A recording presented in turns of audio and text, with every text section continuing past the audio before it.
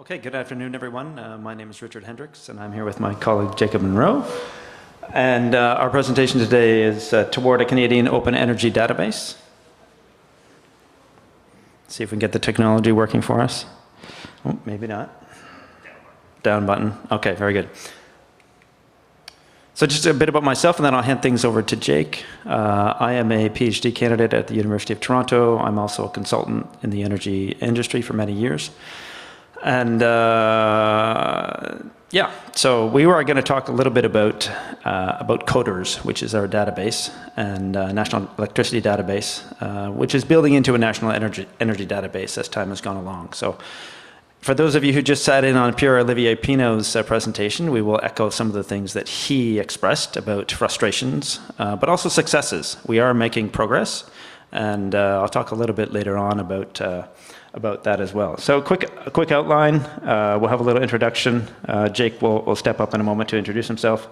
We'll talk about the Modeling Hub, which is now a national effort to address some of these issues around modeling and data for modeling. I'll come back up and talk a little bit about data and data quality issues that we're dealing with. As I said, echoing some of the concerns of other presenters this morning and this afternoon, and what that database now looks like and what we're trying to do to address some of those concerns. And we'll have some discussion at the end. I noticed that they gave us an hour and 45 minutes. We will not be an hour and 45 minutes. We'll probably talk for about 35, 40 minutes, and then we'll have an opportunity to have some discussion amongst the group here. So thank you.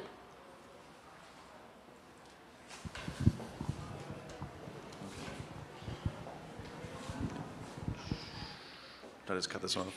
Okay, no worries. All right, pleasure to be with you all today. I'm Dr. Jacob Monroe, but you can just call me Jake. That's fine. I think we've already gone through the introduction here.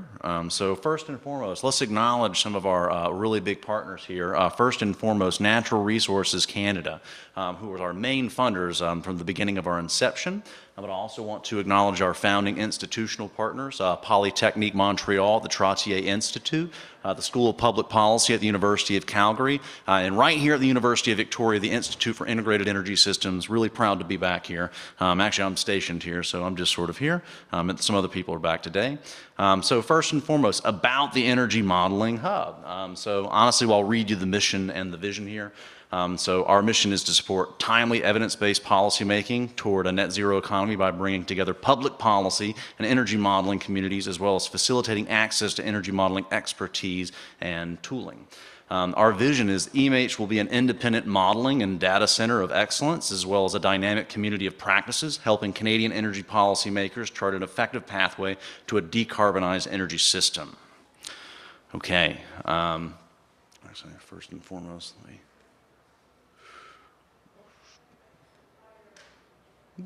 Okay, yeah, so maybe I'll actually just use this one if this is okay. Can you hear me? Yeah? Okay. Sorry. First and foremost, so we're sort of standing in the middle of here between data providers, including members such as StatsCan, ECCC, the Canadian Energy Regulator, and other sources as well, including industries and utility members. And of course, a really big node in the CCEI, which is of course a big center for data in Canada. Of course, we exist in the middle there at the Energy Modeling Hub, where we are modelers and analysts, and we're talking hand in hand with other modelers, including those from governments and NGOs and consultants and utilities, and of course, academic modelers as well. So just to point out that, you know, we are sort of the modeling hub, but we're not the only modelers in Canada. We're really supporting many different nodes. And of course, what are we really trying to facilitate is at the end here is the model users and policy influencers, the decision makers. Ultimately, we're trying to influence the industries and the utilities and governments and NGOs as well. So if some of these kind of are covering multiple bases there, but at the very end, we're really trying to influence the decision makers, okay? So some of our strategic priorities there. Developing and maintaining new net zero modeling tools, including a suite of open source tools and data sets.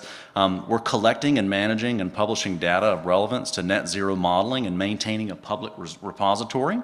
We're coordinating model intercomparison and multi-scenario modeling efforts among government, academic, and private groups to increase robustness of emissions projections, bring coherence to scenario development, and identify key uncertainties.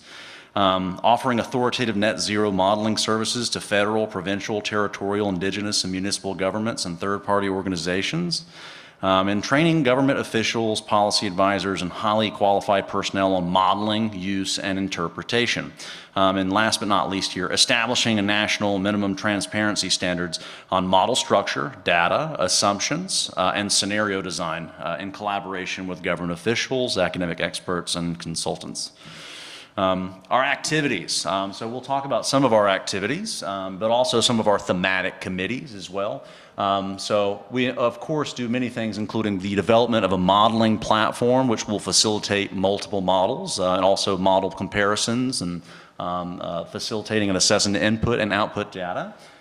We also work to become a resource center, offering models and experts, also providing annual surveys on the state of modeling, training modeling experts, and again, members from government so that they can use our tools for decision making.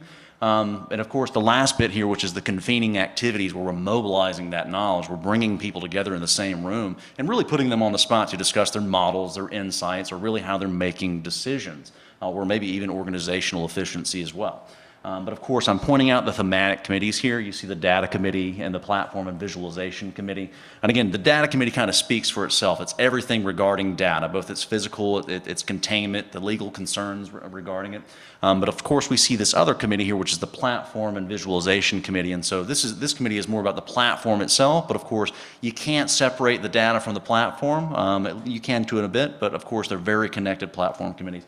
The last one is the knowledge mobilization committee, which is a bit different, but no less important, which, as we say, we're bringing people together, we're facilitating that knowledge and really putting it into action and connecting it ultimately to, policy analysts and those who work in Ottawa or provincial level governments or local governments. We have many resources at the Energy Modeling Hub, okay? And again, we can look at our website here at www.cme-emh.ca. We have models as well as an experts inventory here. That's in the top left. We have an EMI inventory. We have a collection of open source models. Currently, we're hosting silver and the copper model, but there are some soon to follow. We also include visualization tools in the form of the IDEA platform, which gives you a very versatile framework for including many outputs and standard formats such as the IAMC or the PIAM format, and we can automatically visualize those for you. And of course, we have a documentation center for all of our tools and methods and everything that we have in our arsenal. So now I get to the point where we're talking about the actual energy modeling itself. So in the context here, so Canada has very ambitious greenhouse gas emission reduction targets for 2035 and beyond. We have to decarbonize the power sector while meeting the demand from increased electrification. And so what we have to do is determine the impact of policies, technology evolution, and grid development on the pathway to net zero emissions. Okay, and so we have two objectives here, and of course they couple and link back to each other. The first one being model the electrification and integration of our energy systems to explore deep decarbonization pathways. And two, to support the deep decarbonization actions by delivering relevant and impactful insights to decision makers. Okay, and again, these go back and forth, okay, it's quite dynamic. What we're going to do here is I'm going to show you some the higher level view of the different types of modeling systems that we have. And so these things exist across many different scales and axes, or different scales and temporal and spatial temporal resolutions, excuse me. Of course, we have, different vectors, including fuels. We have transport, we have power, we have water. And so we're looking at this, we have many different infrastructure systems and they exist along many different temporal scales. And so, of course, there's different approaches to modeling. You can model a power generation station, of course, at the unit level. You can model a federal policy or a federal generation portfolio of energy generation. You can model transmission and distribution. You can model individually transportation or gas network models. The point here is there's many options. There's many ways in which that you can link these models together. And we'll talk about that in here in just a second. But the next point here is to talk a little bit more about electrification. So first, let's take a look at how electrification is at a multi-scale transition, both from a political and physical perspective, using the example of EV here. Again, or just using electrification here as a good example here. Again, at the municipal scale, planners are tasked with determining where to site EV chargers. This demands a fine spatial and temporal resolution to look at road networks and distribution systems. Meanwhile, utilities at the provincial scale need to determine if extra generation capacity will be needed to supply those new loads. This demands operational and design decisions from utilities at the transmission levels, and policymakers at the federal level then need to incorporate this information into their carbon targets and commitments. And as we see here with electrification, you really need harmonization across those different jurisdictions, including political and physical scales. And you need to use an entourage of tools going from very high course level information down to fine temporal spatial resolution. And again, as we go from system integration, we hit carbon targets and eventually the global goal, which is climate change itself. So moving on beyond that. This is just another better look at this. So at the same time, electrification or alternatively energy systems integration requires, again, this harmonization across systems. Climate change, for example, is driving uncertainty in water availability for hydro-based water, and this demonstrates the linkage between the natural and built systems.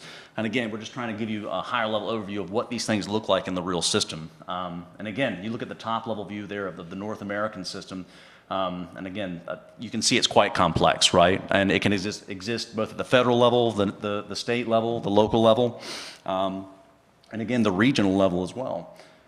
So moving beyond that, so what the CESIT team is trying to do, or the EMH of the Energy Modeling Hub is trying to do, is fill in this space with a suite of modeling tools that are intended to interconnect with one another, okay?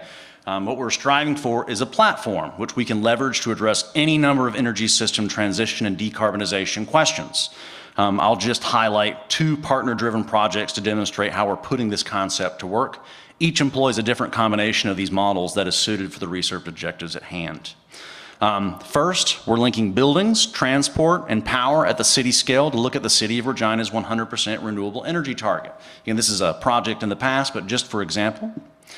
And second, we're linking a gas model and a power system model to explore the potential of hydrogen injection into BC's gas system, okay? And again, these exist across many different systems, and they involve integrating multiple modeling approaches sometimes.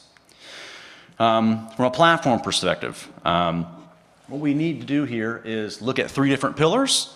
First and foremost on the left is the data, the input data. Mostly what we're talking about here today. A standardized set of energy system input data that can be used to instantiate energy system models, okay? And in the model, we have in the middle, we have pillar B, which is the system models themselves. And again, there's an endless number of models. A lot of the ones that we use include silver and copper, osmosis, TOMOA, PIPSA. There's many different models, and of course, I can't mention them all. There's over 100 in our own inventory, or at least available models. And all the way at pillar C, we see visualizations. This is probably the most important piece. This is where we actually see the insight, the density of information that can be contained in this from our model runs, okay? And of course, building an idea platform, a visualization platform that can automatically develop these visualizations based on a common platform or a common format like PIAM or IAMC. And really looking forward, why is this important? Ultimately, model comparisons. We're not really on the level of just using one model. We're using multiple models, and we're trying to compare the insights from those. And of course, oftentimes you need a good format to use this for visualization. And of course, we're building these tools so that we can be interoperable among our models, and that we can be automatic in our visualization comparison.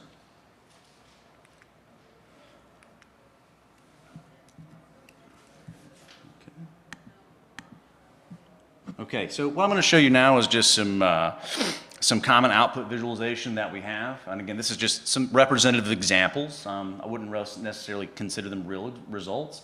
But in our arsenal, we're typically looking for things such as total emissions in Canada at the federal level, total cost at the federal level over time. Also really important is the geospatial distribution of where those VRE projects are going to be built, right? Where is your wind and solar going to be built? And of course, really early on, such as, a lack of modeling land limitations, it's nice to look and see where your model is placing your wind turbines and to look and see, are we actually going to place turbines in the middle of urban areas, Are we going to place those in the middle of lakes, I guess it just depends. So this is really important for our insight here. I'm also showing you some example results from a production cost model, which models optimal power flow, unit commitment, and economic dispatch. in a provincial network. And so again, just representative results, trying to look at the dispatch stack and see, which of these technologies is actually producing the power. Is it the fossil emitting thermal technologies or the VRE technologies? We're also trying to look at things such as transmission flow, okay? And so, good dynamics for the charts themselves, but also good video graphics as well. You can make some really interesting video clips with transmission flow, okay? And so we're really interested not just visualization of static figures, but also dynamic visualizations as well, okay? Again, there's a bit of density when it comes to these things. So again, we're talking about today, we're kind of approaching it from the energy systems perspective, although we're coming from many different angles. So I want to talk about some of the specific data needs for energy itself, okay? And so first and foremost, the existing infrastructure. We kind of got to know, what we have existing in the system so that we can start at that level 0 or step 0. We need to know characteristics, we need to know heat loadings or heat rates. We need to know distribution level information, transmission level information. We also need to know structure of contracts, okay? This is a bit social, we need to know the firm contracts, the soft contracts, the generation contracts, right? And there's also techno-economic parameters such as, cost projections of technology like the learning curves. How much is carbon capture and storage going to cost in 20 years? Really important information. Efficiency of these generators. Fixed operation and maintenance, variable operation and maintenance, capital expenditures, all these high-level cost figures, which at the end, most people just want to see how much money you're going to pay, right? I mean, emissions definitely matter, but ultimately a lot of people really care about the money. Infrastructure upgrade plans, what do we plan to upgrade in the future? That shouldn't really be left up to the model. There's some things the model should choose, there's some things that you really need to dictate for the model, right? Also, environmental and meteorological data, such as hydro inflows and wind and solar potential. And again, these can come from many different places, and they can exist in many different forms as well. Some more useful than the others, right? So now I'll talk a little bit about apparatus of data collection. Now, this is the point where I really open up my mind here. And so, we've approached this Coders database as if it's like a data level problem. But the reality is it's really a social problem and an institutional problem to some respects. There's real challenges with dealing with 10 different provinces. Everyone, I feel like in many sessions today, they've said the same thing. They're all very different. They operate very different. With some respects, with like the electricity system, there are some provinces that characteristically do operate like each other and others that don't. For example, the Ontario system and the Alberta system, right? They're deregulated electricity systems, right? And so they operate characteristically different than the other 8 provinces, which are crown corporations. And so based on that, those 2 systems are actually much more public with their data, right? The other 8 are crown corporations. It's a little tougher to get that data. And if you do get it, it's a lot slower. Right? Oftentimes the AESO in Alberta and the IESO in Ontario are offering that data pretty quick to you, okay? Although, it doesn't cover everything. Or at least sometimes you need good experts to show you exactly what that data is telling you too, right? And so like we say, it really depends on the institutional relationships that we have. Sometimes we have the data and we don't exactly know what it means, right? So there's a social component to that, okay? Again, geography, that's probably the biggest culprit in Canada, right? Geography really separates these provinces, okay? Again, distance because of that geography, and also diversity, okay? There's a real diversity. And again, just from east to west, there's a real difference in how people are operating their energy systems, or at least accounting for them, right? And again, what we're trying to say here is that we're saying this from the perspective of energy system data, but we know that you have a common problem if you're looking at energy, or if you're looking at water data, food data, health, medical sensitivity data. Again, all these infrastructures would be similar in that, there's some differences among the provinces, and you need to discern between those differences so that you can have an effective strategy of collecting all that information. Okay, so this is where I'm at the point now that, Rick Hendricks today, he's really did a lot of work in acquiring the initial data in our database of coders, which he'll talk to you about in a little bit. But that took literal person-to-person relation contacts with each of these provinces and the IESO and the AESO. That's one person, right? Okay, that's not really scalable. In the future, we're going to have a tag team to do this. And with that in place, you're going to have something that's automated, probably something mechanical. There is a human in the loop, but something that really cuts down on the amount of time it takes for me to get the data from the previous year. The goal is to get data at the beginning of the year from the previous year, and by the end of the first quarter, you can provide that data, or quicker, Moving on. Again, there's a lot of provincial jurisdiction here and responsible of data management. There's problems in the consistency of the data, right? Just for example, some provinces report their energy data in UTC time, some provide it in their own local time. That kind of makes sense to some people, but just to point out that there's inconsistencies in that data, right? I already pointed this out. Some provinces are easier than others. And again, this is actually just kind of pointing out the electricity side of things. It's not always the same when it comes to oil and gas. And we want to point that out too. A lot of our stuff is electricity, but we're looking at oil and gas and considering that piece of the energy pie as well. Again, standardizing this data becomes quite difficult. The collection procedures, the storage protocols, and the metadata differences, okay? It really takes a lot of human capital to become quite familiar with this and to get a system going that would bode well for all 10 provinces. So what we really have to do is materialize an annual survey, okay? We really have to put this together. Of course, in the beginning, like I say, you have to map out what the social relationships have to be. Who do we have to communicate with in that organization? Who's at the IESO? Who's at the AESO? Who's in British Columbia, you know? First, you have to have that. The second piece is actually getting a survey together, something that's consistent, that has similar questions for all the provinces, okay? Something that we can ask them, and once we get that information, we can put that in a database that has fairly standardized columns without much, you know, cleaning. We want to find questions that overlap those different agencies. We want to develop questions for provinces that have specific characteristics, right? In Canada, hydro is a big deal, especially at the federal level, but there's really three provinces like British Columbia, Manitoba, and Quebec that are hydro-dominated systems. But then you have the hydro-prominent systems as well, right? Again, Ontario could be one of those systems, okay? But there's also fossil-dominated provinces like Alberta and Saskatchewan, Nova Scotia, New Brunswick. And the point is here is that there's going to be different approaches to different provinces, right? There's some natural gas in British Columbia, no doubt, right? But it's mostly hydro, right?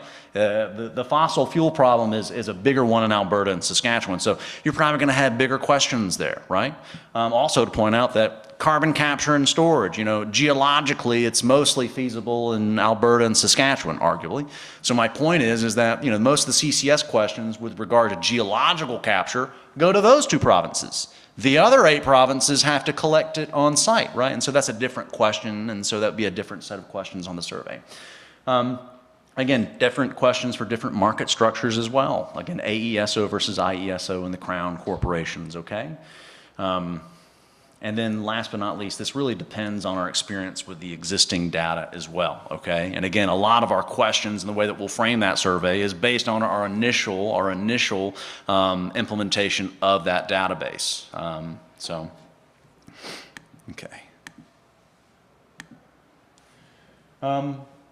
Yeah, okay, so again, we want to automate this process, probably using like SurveyMonkey, and we want to select appropriate answer types. I guess what I want to point out with this is that you really want to make these surveys in such a way where it's, you know, really harmless, right? You know, it's really to the point and quick. You want to eliminate, you know, a 5-hour session for, you know, one of these utilities because it just becomes difficult, right? We need to look for quality controlling the acquired data, right? There's got to be a human in the loop, right? Again, we want to automate as much as we can, but there has to be effective spots where we put humans on there so we can quality control it. Uploading the data to the database, okay? We have to manage new endpoints, okay? The first thing that we do is offer a database, but of course to get access we do it through an API, and so the API has to be updated along with the database as well. You can only get access to whatever the API gives you in the form of an endpoint. So every new piece of data that you put up there, you got to maintain the endpoints, right? And so you really got to look at your full technology stack, okay? And so whenever you change these things, you got to consider the whole workflow and the whole connection from source to user. And again, also improving user and data guides. You know, we have a really great database, a great API, but you know, people really can't use it if they don't have a guide. And to be better about it, to have a Jupyter notebook or a Python script that just goes through some of the common examples, cut right to the chase for the people. Yeah, and generally this should just be, you know, a generally scripted set of tasks so we don't spend too much time there. So I'm going to posture you with some questions here for discussion. We don't have to answer them now. We'll save it for the end, but let's go through them. First and foremost, okay, who is your organization supporting with your data? You know, who touches that, right? How diverse is your user base? And along which scales of diversity, like i.e. industrial diversity versus geographic diversity, right? What kind of workflows are implementing your data? Are they supporting workflows that are executed from time to time, or are they applications that are constantly running in real time? Hinting at the type of data responsibility. Is modeling supporting decision-making in your industry? And at what level is the decision-making taking place? Policy, industrial standard, local, provincial, or federal? Some questions to consider, but at that point I'll go ahead and give the floor to Rick here.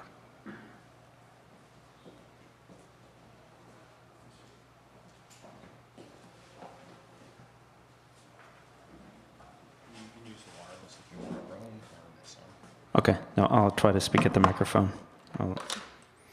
Is this on? It can be if you want. Let's turn it on. Hello? Okay, good. I'll roam. Thanks, Jake, for that introduction. And I'll get into much more detail around the data quality and data requirement issues to support the modeling that we're doing. So in a high-level sense, Jake got into this a little bit. We gather data really on three aspects of the energy system. Hard assets. So these are things like generation systems, transmission, storage, fuels, et cetera, et cetera. Operations, so efficiencies, performance, lead times, maintenance, et cetera. And then transactions, so the economic aspects of the energy system. I guess in my mind, I think of these three things, and pretty much everything falls into one or more of those buckets. And so far, we've done it's taken a while, but we have a really good picture of Canada's electricity system now in our database. That wasn't the case 2 or 3 years ago. It's been a bit of a struggle. Pierre-Olivier got at some of the issues. Pierre-Olivier works more on the economic and operations side of things, whereas we're much more interested in the hard system data.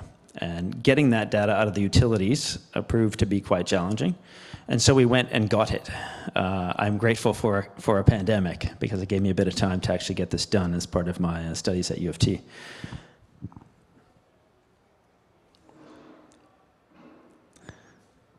And some of the challenges that we're facing that we're trying to address, standardization is a big problem. The way that the system operators across North America and the utilities maintain their data is different in every jurisdiction. Whereas for us in our models, we want to be able to bring in the same data. If we want hourly electricity demand, then we have to get hourly electricity demand, and that doesn't always exist. It isn't always stored or metered in that way in every jurisdiction. So we have to go, in a sense, clean and standardize that data. Just giving you one example. Quality, the data really varies in terms of its quality, and I'll touch on that a little bit. Integration, we want to be able to integrate data and problem solving across platforms. So as Jake pointed out, this is an integrated system. So yes, we're focused on electricity, but transport, buildings, et cetera. So we need data frames and models that can integrate across these systems. And finally, continuous improvement. That's become a big part of the Energy Modeling Hub. So when we just started this as an exercise to gather data to run some models, we didn't really have to think, well, we needed to improve until we published our papers, but now it's an ongoing story in the sense of trying to improve what we've started so far. So in terms of standardization, we have implemented identification codes across all the assets in our database. So we use standardized identification codes. So not just naming and nomenclature, standardized nomenclature for every asset, but every asset has a standardized ID number. And so you can track in your models when that comes up. So is it operating, is it not operating, did it get built, did it get decommissioned, et cetera. We have locational and temporal and design data for all of the assets. So we have spatial locational data for every asset, so lat long, as well as elevation data for all of our assets in the system. Operations, again, efficiency, capacity, performance, rates across different generation types, et cetera. And this has taken a while to do all this, but now it's there. And so going forward, maintaining that hopefully will be a little bit more straightforward than building it was. And in terms of transactions, we track all pricing data across North America for electricity transactions, for example. So we're pulling from other sources and bringing it all into one standardized database. So now somebody can model across the country by using our database. In terms of quality, I mean, there's a number of different ways that you could look at quality. In terms of dimensions, so, from a user perspective, does the data, is it interpretable? Is it coherent? You heard, for those of you who were in Pierre Olivier's presentation, example of incoherence is when, one piece of data is suppressed, and that suppression of that one piece of data filters out across all the other data. So you now have something that's quite not useful. And so we're trying to avoid that. And sometimes we do fill, in terms of formulation, we do fill gaps with estimated data. And we explain how we do that in our data guide. Is the data relevant? Is it accessible? Jake talked about the accessibility through the API. We want data that's very easy for people to access, to download, to use, to implement into their models. And is it timely? So again, we're seeing lags in Canada of months for data, even years sometimes. And we're trying to overcome that. So moving the data out there much quicker than is the case right now in government, generally speaking. And of course, data accuracy is also important for us. So the sources of our data, we have primary sources that we really trust, such as the utilities and the owners and the operators of facilities within the networks. Secondary sources like governments. We try to avoid using verified data from other sources, and we certainly try to avoid using other unverified data. And if we are using unverified data, we say so in our database, so that people know, what they're using.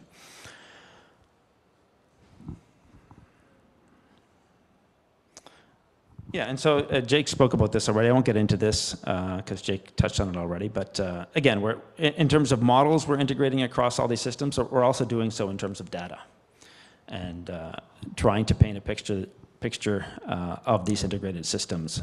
And to do that, we're needing now to expand our database well beyond the electricity system, which is where we started from. And now we're moving into the fuel network, into the built network, into the transportation network, et cetera. That's really our target over the next year or so. And continuously improving. We do that by collaborating with utilities, with governments. We have a number of committees. Jake mentioned the EMH has a number of committees that we work with to try to improve our data and our guides, et cetera. It's very open, integrated, and this is really an incremental effort. This isn't going to happen overnight. It's taken us several years to get to this point, but now we have long-term funding through the EMH, so that gives us a lot more resources to move forward quicker.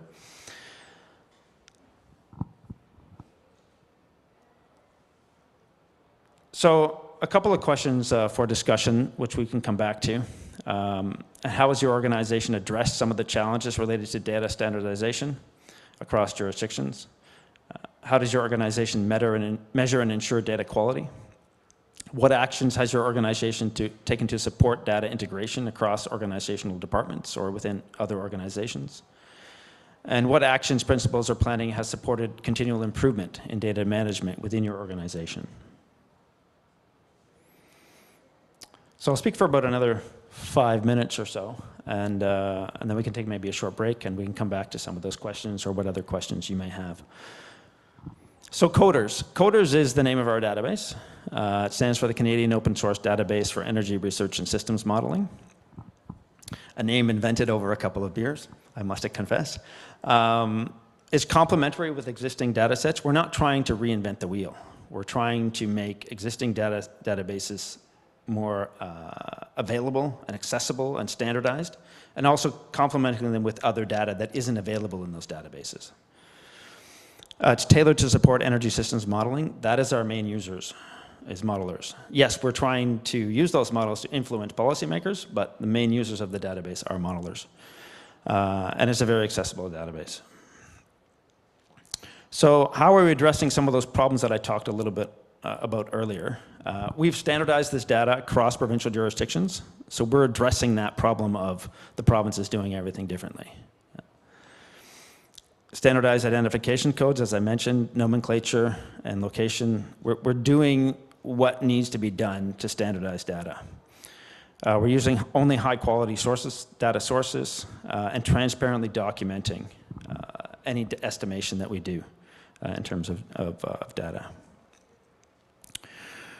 And as I mentioned, we're moving across the energy systems landscape at this point, and I'll touch on that a little bit. We're integrating with a wider suite of energy systems models. So we started with 2 models that were developed here at the University of Victoria, silver and copper, and now we're really branching out to a much broader suite of models that will then pull from the Coders database. And we have a number of activities that are upcoming in the new year, which I will touch on. We're identifying a number of deficiencies that have been mentioned by data users and expanding into new sectors and jurisdictions as well. So that's just a high level of what data we have in Coders. It's constantly changing and growing and improving. But it really focuses on the electricity system so far in terms of generation, storage, transmission, and demand across different scales and across the country, with the exception of the territories. So we do not have territorial data in our database yet, but we hope to change that in 2024. We also have a manual that we're updating. The initial manual, I confess, was a bit crude.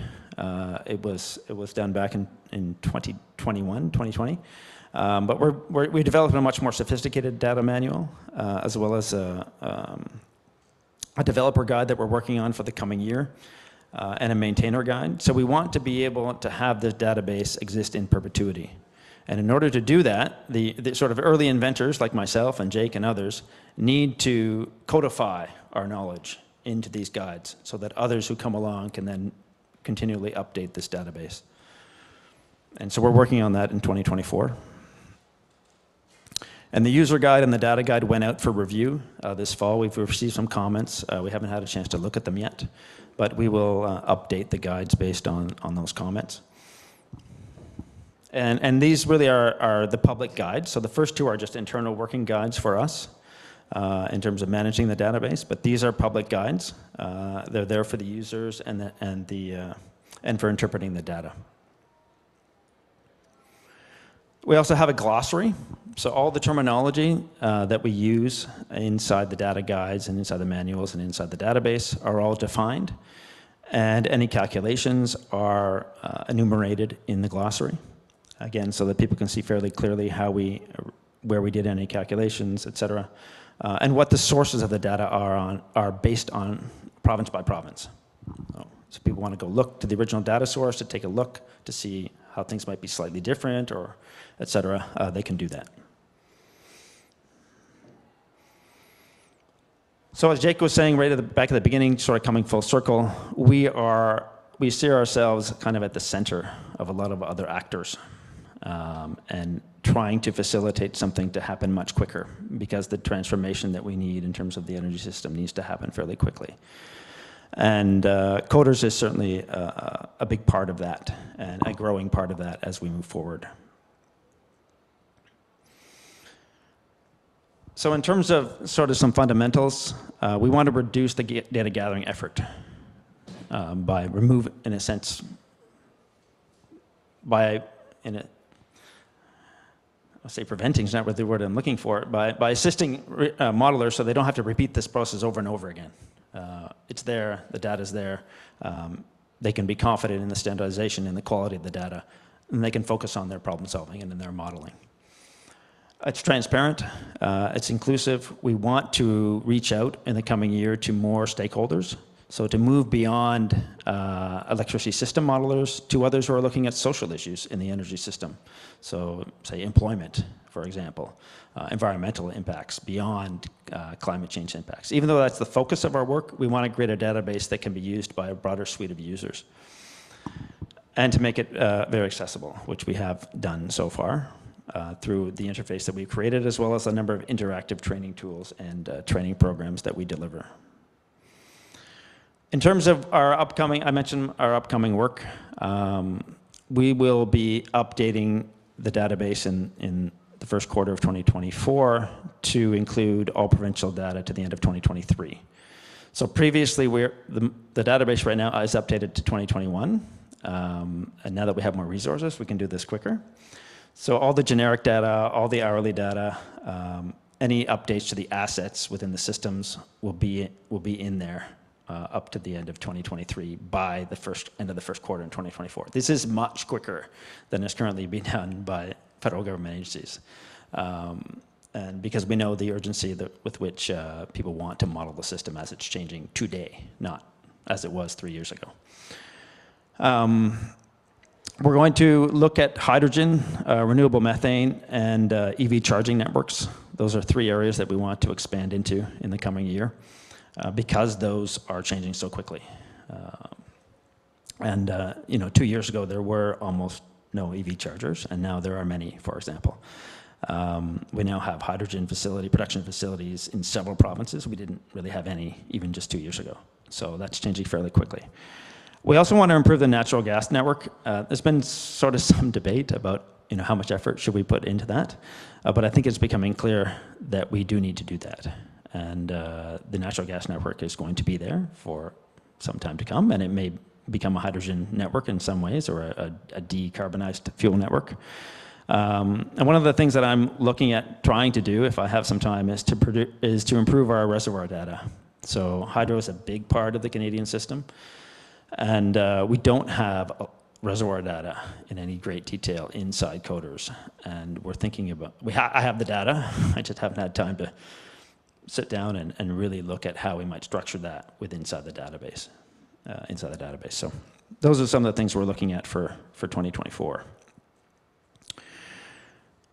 And as Jake mentioned, one other thing that we're contemplating is whether we should be doing some sort of survey.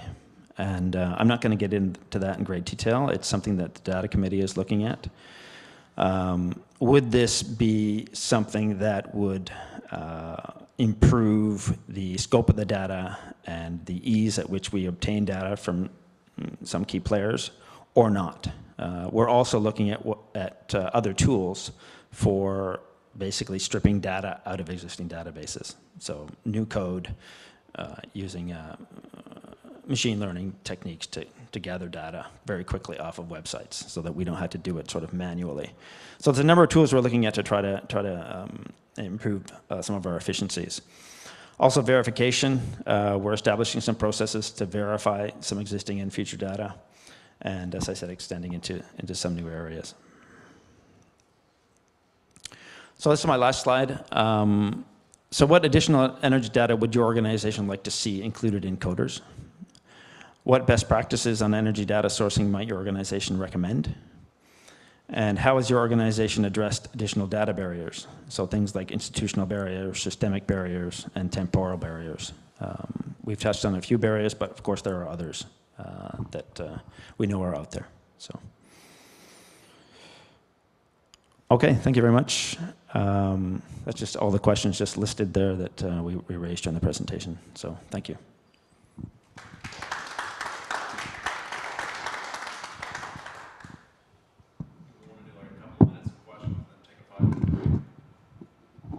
What do you folks want to do? A bit of a chat right now, go for 10 or 15 minutes, or we can take a break and come back.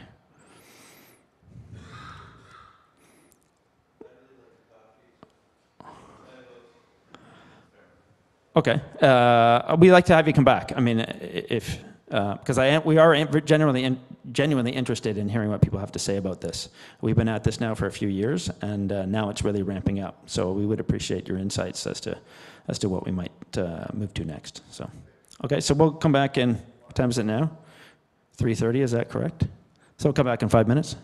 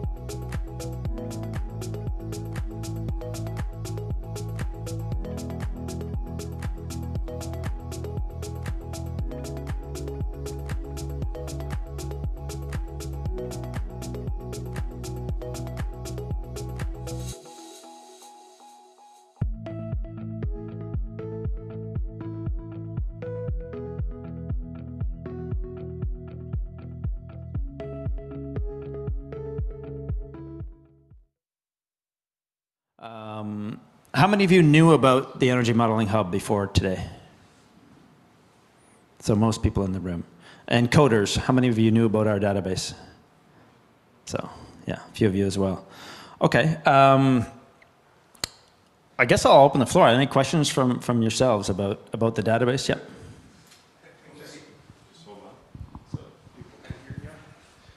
Yeah, actually, I do understand the problems that you are facing. I mean, it's clear when you try to do something like this. Yeah, but I cannot stop thinking that maybe the biggest problem is the human in the loop. I understand the quality and yeah, but for example, we were just discussing, I mean, which is the type of data that you need, which format you want it. We put a standard, we put an API, and just consume the data.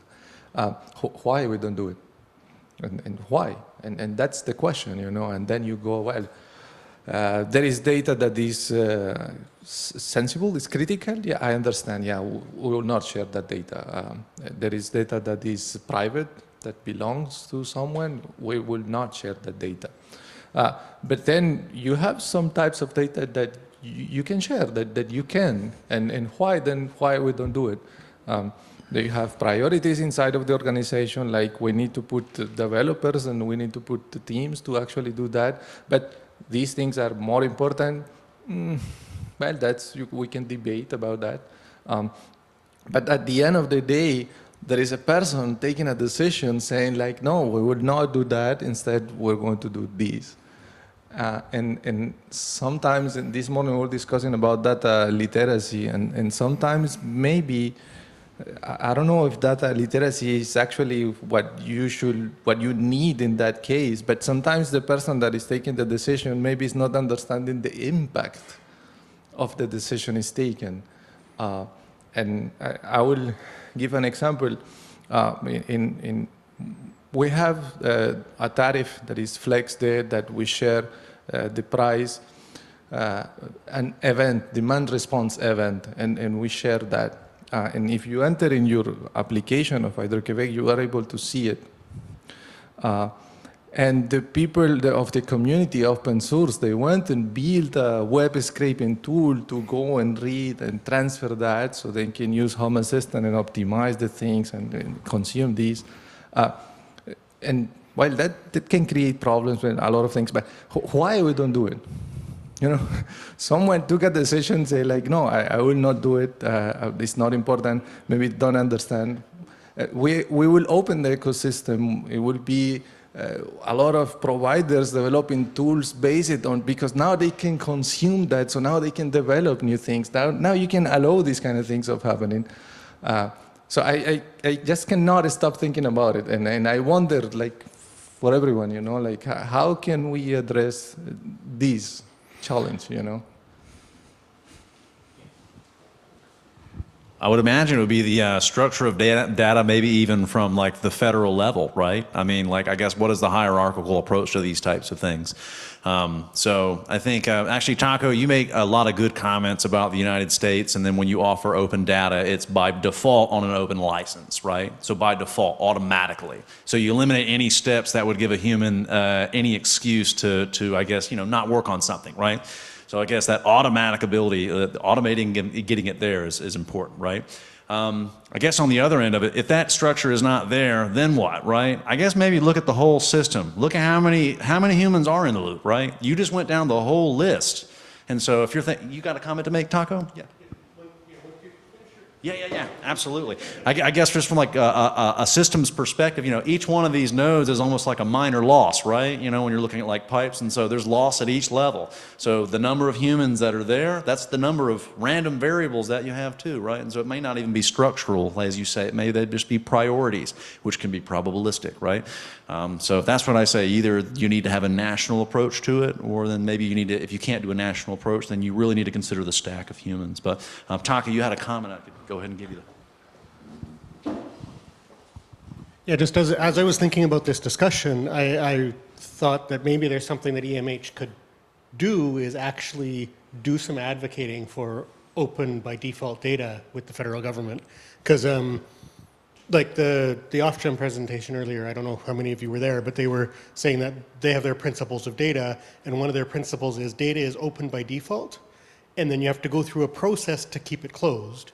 So you have to say, oh, this has private data in it, we have to go through this process now. It's by default open, and so if we could advocate for that, I guess, is there any advocating work going on with EMH, and if not, is that something we could get going?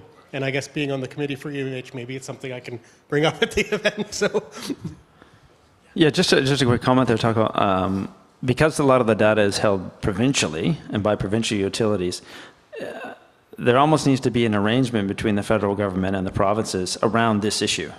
So, and a greater transparency of sharing of data and, you know, sort of a default. I made a comment to our colleague from Hydro-Québec there that it'd be nice if we had what we call negative billing. So the negative billing is a term in English that says, unless you say otherwise, it's open. But the problem is right now the laws in these many provinces are the reverse of that. Unless you agree to open it, it's closed. And that's the challenge that we face. So, related to that, there's regional tables. I know that. Related to that, just actually, was that yesterday? No, it might have been yesterday, maybe the day before. There was a consultation with NRCan and EMLI, BC Energy Mines Low Carbon Innovation, on the regional table between Canada and BC for meeting net zero.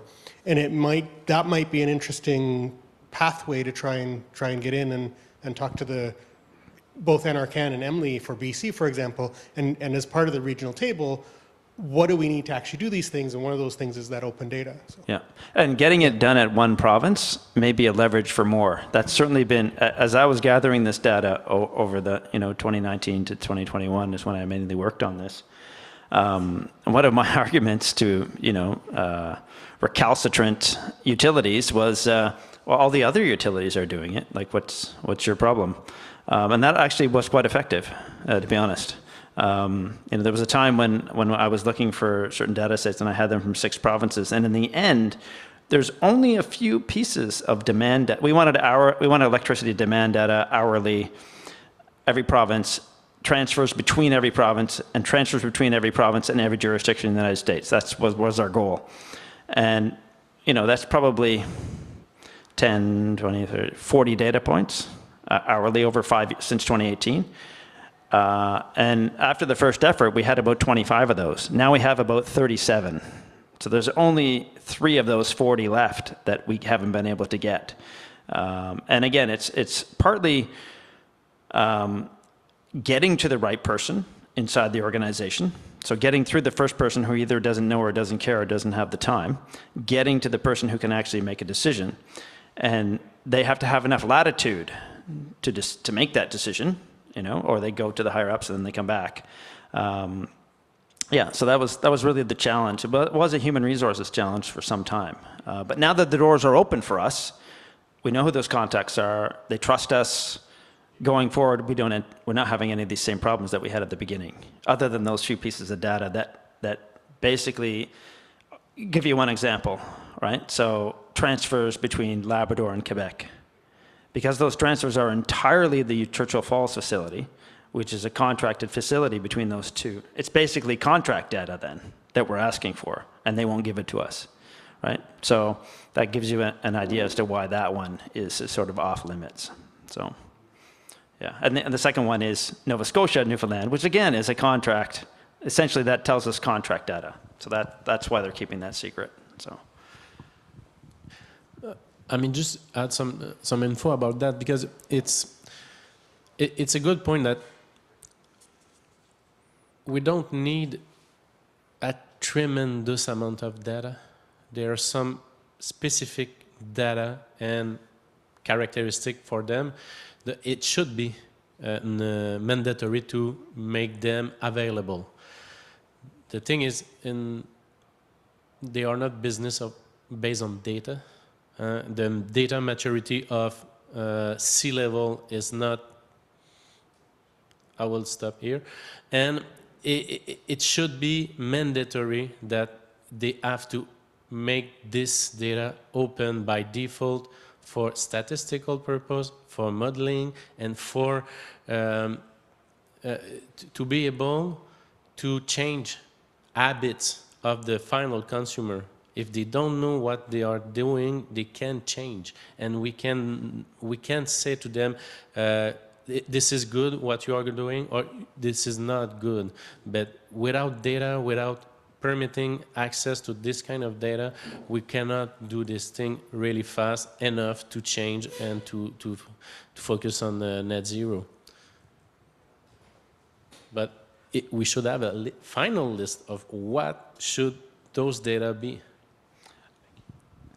Yeah, we certainly do keep a comprehensive list of the data that we have and the data that we're looking for, and we try to be responsive to the users.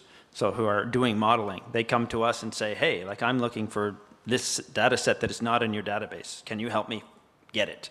But to go back to your point about, you know, the consumers, we haven't made any effort at this point to go directly to consumers, so directly to industry associations and say, will you make your, you know, beyond what you're already reporting to the government, if there's some data that we're looking for, will you make that available? We have not done that yet at this point. So I'm not saying it couldn't be something we could do, but it's not something that we've done at this stage. So. Sure.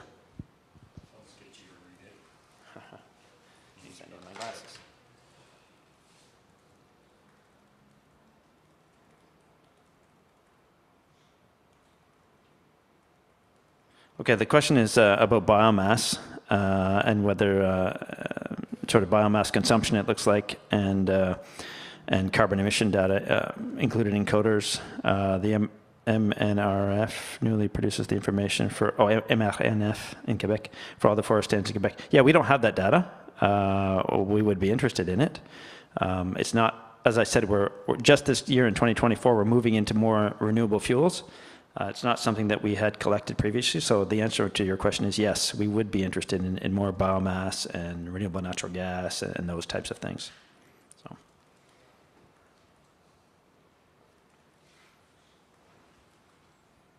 Any other thoughts? Any other questions from folks? Hi, I'm Patrick with the BC Energy Regulator. I was wondering if you could elaborate on the process involved to standardize data across the different provinces. Yeah, so I can speak to one example because it's off the top of my head.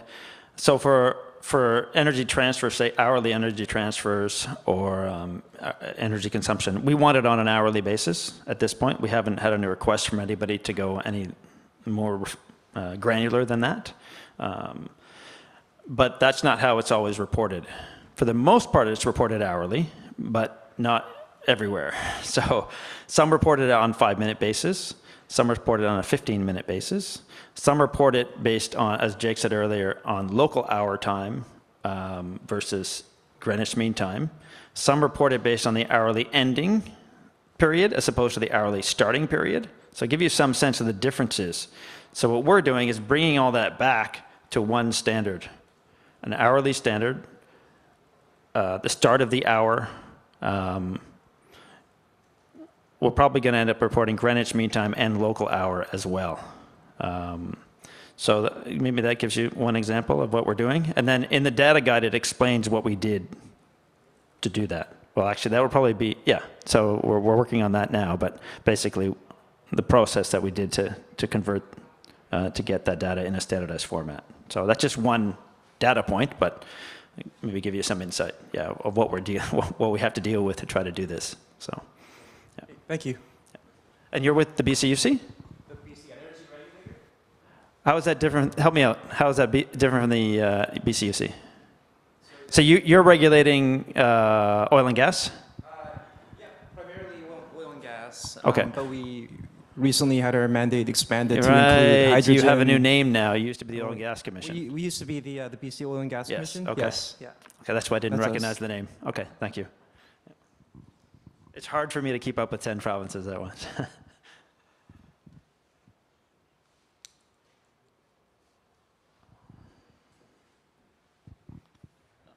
So I would like to go back to your schema with the all the parts that you want to include in your data or models.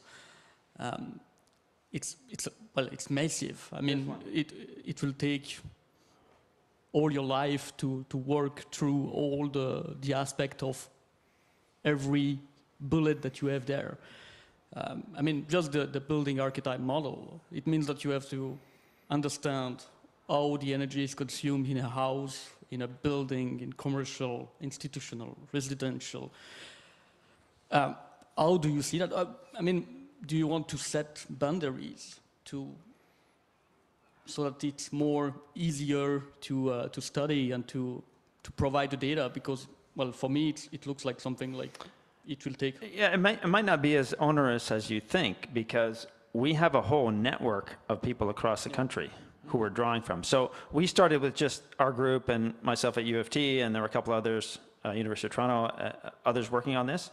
But now we've got other groups of modelers across the country who are now bringing their models to this. So that, you're right, it is going to take time, but a lot of the groundwork at a sort of individual level, you know, we have equilibrium models, we have building architecture, we have these different models. What we're working on is try to integrate them in a way that they can work together. And that requires both changes to the models you know, in order to bring those together, but also changes to the way that the data is structured. So they're drawing from the same data sources. So I don't know if that helps. But you're right, it is a big task. Yeah, but most of the time, people from the different box comes with different tools that are not integrated, so Yes. it's very complicated to Integration is a manage it. huge challenge. Yeah. Yeah. Often the outputs of Model A don't fit very well as inputs to Model B. That's a problem. Yeah. Yeah.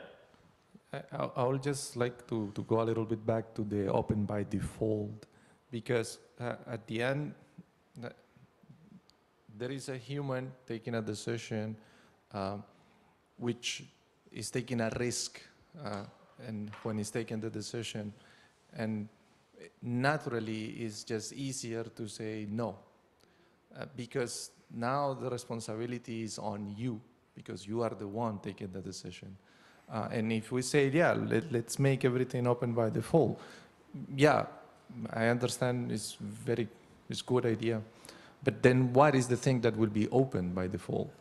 Because, yeah, there is a lot of data that is actually critical data, that is sensible, that you cannot share. So, for example, it would be nice to have, as you say, like the transmission grids and maybe even distribution grids. But that's kind of sensible.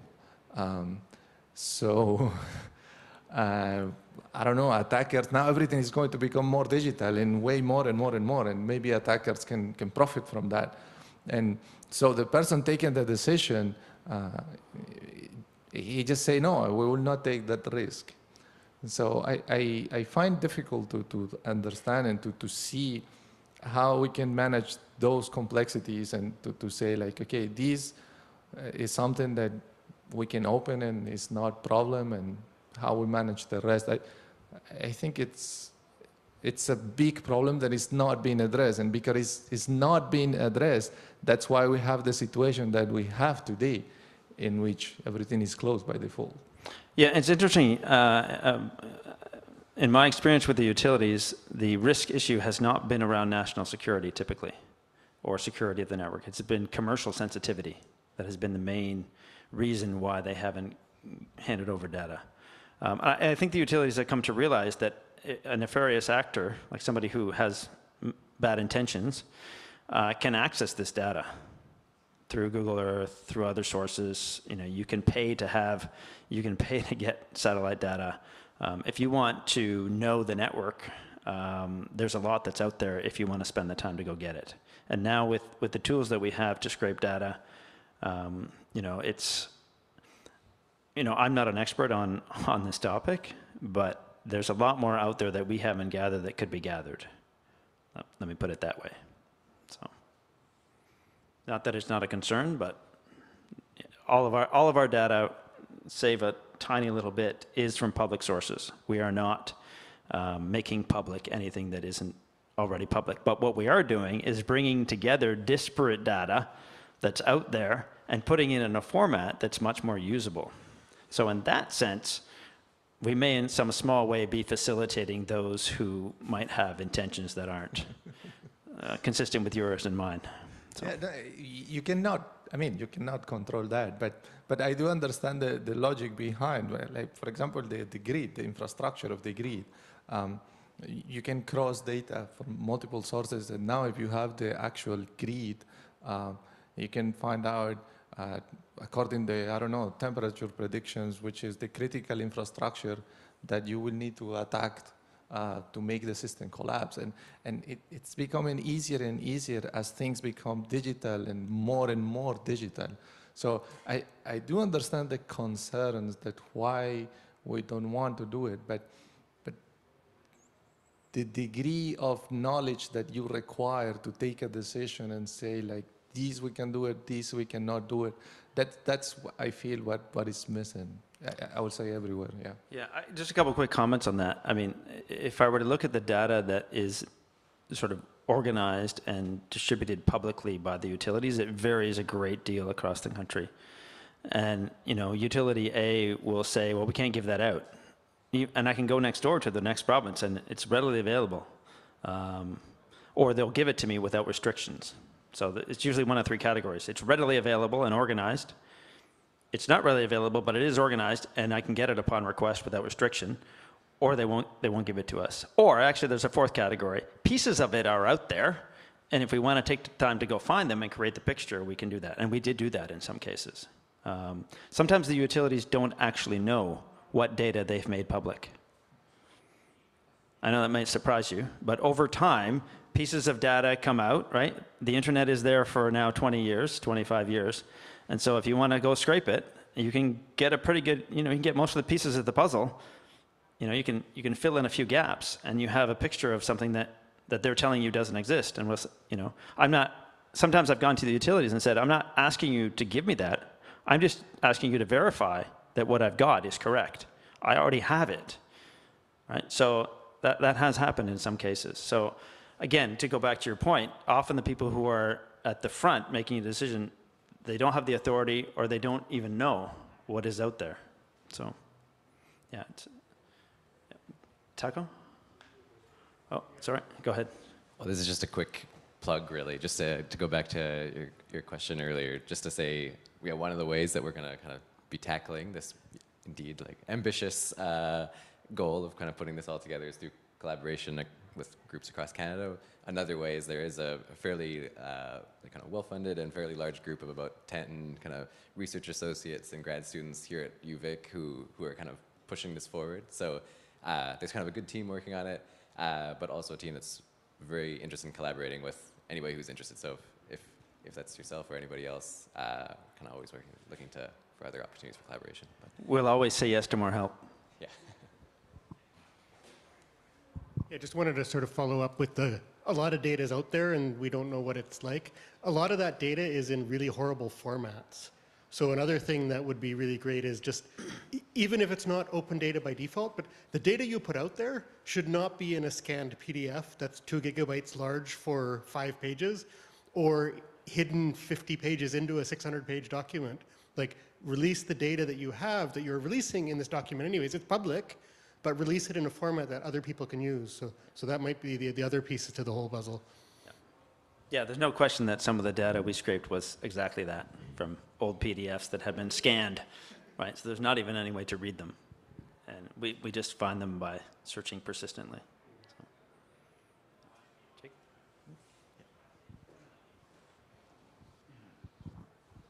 Hi, I'm Lee. I'm with CODS. I have more of a general question. I was really curious about what you're deciding to codify exactly for the next people working on it. To me, this sounds incredibly complicated. It's a living and evolving system versus like something like static, right? Like something like a course you're giving over to another person. I was just generally curious about how your approach to that was.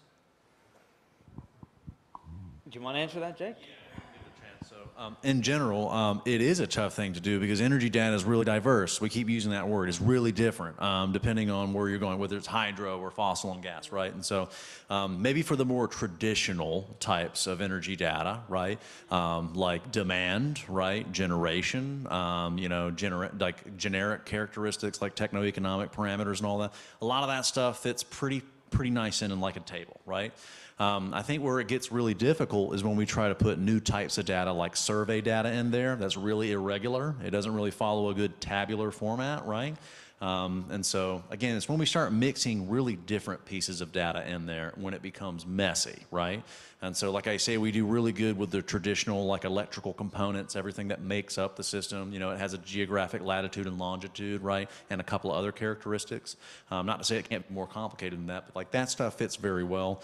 But anything involving human dimensions, right, surveys, right, that stuff can be quite irregular. And so it's tough to standardize that data, right, especially when it's like a unique survey. And so I would say that let's say that there's like 100 tables in Coders, which there's not, right? Let's just say, like, to have 100% of those tables to be standardized might be pretty difficult, right? But I think that some of those tables that do support a lot of our major energy modeling, I think that those are going to be standardized, and they won't be as difficult, right? Does that answer it somewhat? Yeah. Yeah, I think what you're getting at is sort of continuity. Like, how do we ensure that going forward, this is not as much work as it was at the start? Is that? Sort of, yeah. Like, to me, this is a lot of learning opportunity for me today. Like, the panels earlier, started thinking the trajectory of EV stations, that's changing the whole landscape. Like, who knows, in another 3 years, things could be completely different. That picture there, we don't even have to put gas on there anymore, right? Just thinking about that, how you're codifying that for people down the road to work on the project. Yeah, a couple of the challenges that we have is version control. So we're now, when we move in the new year to the database at the end of 2023, that'll be pretty much our third major version of the database. We had an initial version, we did a second one to the end of 2021, and now we're to the end of 2023. And sort of controlling for those versions is quite challenging because we try to include I'll give you an example. So if you have an approved wind facility in Alberta, okay? It's not built yet, but it's approved. So it's to start operating in 2025. All right, we'll include that in Coders with a start date of 2025. Will it start in 2025? It might not, right? But we're trying to give data that is as timely as possible. And so the next time we go back, we can check and say, and make it, you know, there might be some adjustment that we need to make. Whereas other data that's, you know, the length of a transmission line, well, that's not likely to change, right? And so some of the asset data, I used that category earlier of asset operations and transactions. Transactions that are in the past have already happened. Very rarely is there a correction that happens. It does happen, but it's pretty rare. Operational data, the same thing. If it's historic operational data, it's happened already. If it's an operational characteristic, say, for example, efficiency. Efficiency of most thermal facilities declines over time, just to give you an example. So that's something that's changing. All these things are changing in different ways. I guess that's what I'm trying to get at. And so the only way for us to check that is to do these occasional updates where we go back and look at the system, both the assets, or all three of the assets, the operations, and the transactions. So I don't know if that helps at all, but it's not something that's conducive to a completely systemized approach to updating. There's a lot of idiosyncratic factors that I think are difficult to capture with a. Yeah, it does make it makes it difficult too, but yeah. Yeah. So I was going to add to that too. You know, there's some tables that are just standardized, right? I mean, if the system changes with respect to EVs, that doesn't change the table for natural gas generation, right? Like, I guess the standardization for that table wouldn't change. However, the information in the EV table might change, right? And so there is some dynamics there. But I guess my point is that we need to approach the standard for the table that we're presenting, right? And I think oftentimes that won't change very much. I think a lot of the work that we did in the first few years really established what those tables look like, what columns we're going to include, what attributes and characteristics, right? I think with respect to like hydro, like that's something that we could increase the level of detail for, right? But I would think that most of our like generation tables, you know, most of the information that you have, that will pretty much be what it is probably 10 or 20 years from now, right? Latitude, longitude, you know, nameplate capacity, like those types of characteristics. Although, you know, new information can come available, and so I guess maybe those tables could change. But I would think that like the level of evolution would probably change over time unless something brand new just comes on the scene. Okay, I'm sensing maybe we're near the end here. Is that? And I know there's some other sessions at 4:15, so maybe we'll let you folks go and let the folks go online. And thank you very much.